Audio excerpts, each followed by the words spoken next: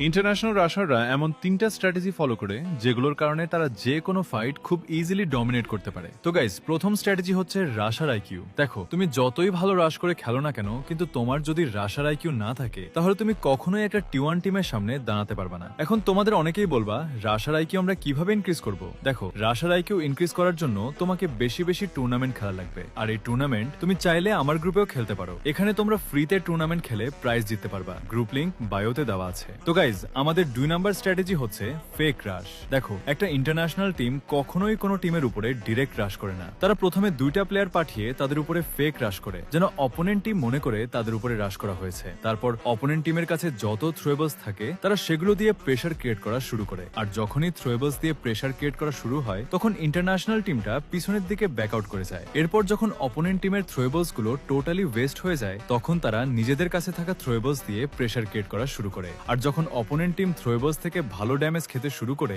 তখনই তারা রাশ করে পুরো অপোনেন্ট টিমকে আউট করে দেয়। আর গাইজ, আজকে আমি 3 নাম্বার স্ট্র্যাটেজি বলবো না, এটা তোমাদের বলতে হবে কমেন্টে।